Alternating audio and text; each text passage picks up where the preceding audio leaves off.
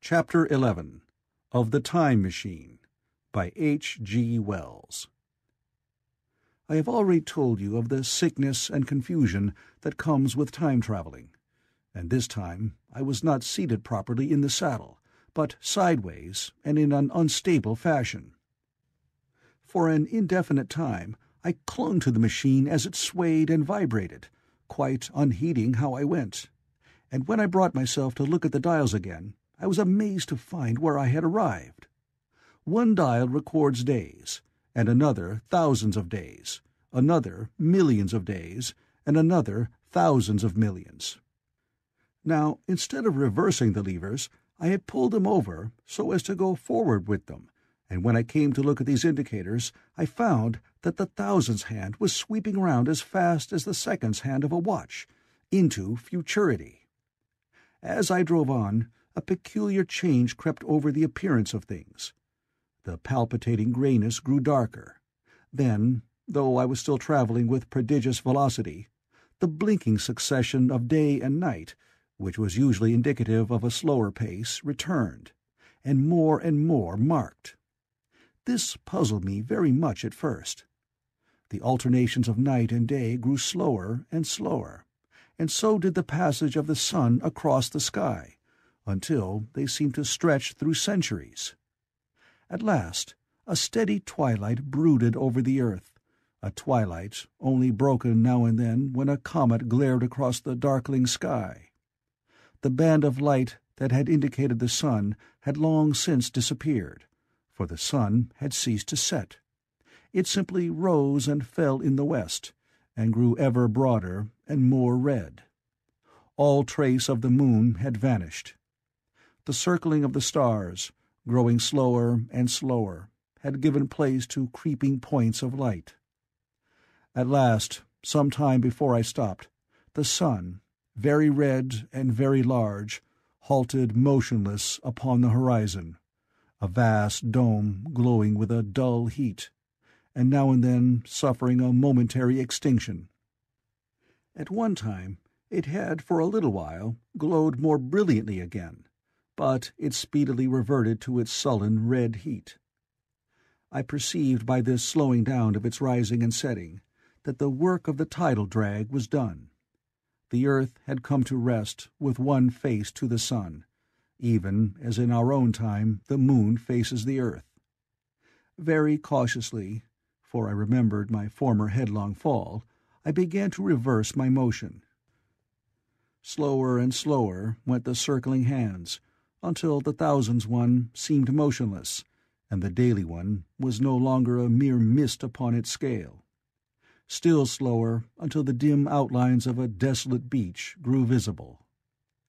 I stopped very gently and sat upon the time machine looking round. The sky was no longer blue.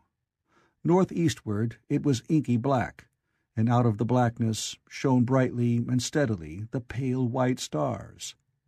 Overhead it was a deep Indian red, and starless, and southeastward it grew brighter to a glowing scarlet, where, cut by the horizon, lay the huge hull of the sun, red and motionless. The rocks about me were of a harsh reddish color, and all the trace of life that I could see at first was the intensely green vegetation that covered every projecting point on their southeastern face. It was the same rich green that one sees on forest moss, or on the lichen in caves, plants which, like these, grow in a perpetual twilight. The machine was standing on a sloping beach. The sea stretched away to the southwest, to rise into a sharp bright horizon against the wan sky. There were no breakers and no waves, for not a breath of wind was stirring. Only a slightly oily swell rose and fell like a gentle breathing, and showed that the eternal sea was still moving and living. And along the margin, where the water sometimes broke, was a thick incrustation of salt, pink under the lurid sky.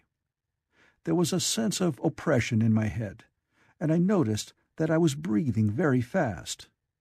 The sensation reminded me of my only experience of mountaineering, and from that I judged the air to be more rarefied than it is now. Far away up the desolate slope, I heard a harsh scream, and saw a thing like a huge white butterfly go slanting and flittering up into the sky, and circling, disappear over some low hillocks beyond. The sound of its voice was so dismal that I shivered and seated myself more firmly upon the machine. Looking round me again, I saw that, quite near, what I had taken to be a reddish mass of rock was moving slowly towards me. Then I saw the thing was really a monstrous crab-like creature. Can you imagine a crab as large as yonder table, with its many legs moving slowly and uncertainly, its big claws swaying, its long antennae, like carter's whips, waving and feeling, and its stalked eyes gleaming at you at either side of its metallic front? Its back was corrugated and ornamented with ungainly bosses, and a greenish incrustation blotched it here and there. I could see the many palps of its complicated mouth flickering and feeling as it moved. As I stared at this sinister apparition crawling towards me, I felt a tickling on my cheek, as though a fly had lighted there. I tried to brush it away with my hand, but in a moment it returned, and almost immediately came another by my ear. I struck at this, and caught something thread-like. It was drawn swiftly out of my hand. With a frightful qualm I turned, and saw that I had grasped the antenna of another monster crab that stood just behind me. Its evil eyes were wriggling on their stalks, its mouth was all alive with appetite, and its vast ungainly claws, smeared with an algal slime, were descending upon me. In a moment my hand was on the lever, and I had placed a month between myself and these monsters. But I was still on the same beach, and saw them distinctly now as soon as I stopped. Dozens of them seemed to be crawling here and there, in the sombre light among the foliated sheets of intense green. I cannot convey the sense of abominable desolation that hung over the world. The red eastern sky, the northward blackness, the salt dead sea, the stony beach crawling with these foul, slow-stirring monsters, the uniform poisonous-looking green of the lichenous plants, the thin air that hurts one's lungs, all contributed to an appalling effect. I moved on 100 years, and there was the same red sun, a little larger, a little duller, the same dying sea, the same chill air, and the same crowd of earthy crustacea creeping in and out among the green weed and the red rocks. And in the westward sky I saw a curved pale line like a vast new moon. So I travelled, stopping ever and again in great strides of 1,000 years or more, drawn on by the mystery of the earth's fate, watching with a strange fascination the sun grow larger and duller in the westward sky, and the life of the old earth ebb away. At last, more than 30 million years hence, the huge red-hot dome of the sun had come to obscure nearly 1/10 part of the darkling heavens.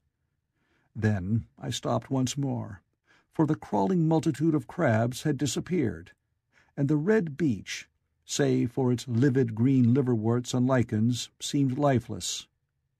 And now it was flecked with white. A bitter cold assailed me. Rare white flakes ever and again came eddying down. To the northeastward the glare of snow lay under the starlight of the sable sky, and I could see an undulating crest of hillocks pinkish white.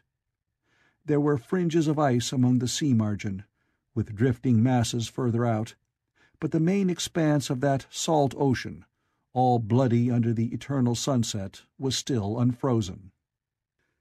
I looked about me to see if any traces of animal life remained. A certain indefinable apprehension still kept me in the saddle of the machine. But I saw nothing moving, in earth or sky or sea. The green slime on the rocks alone testified that life was not extinct. A shallow sandbank that appeared in the sea and the water had receded from the beach.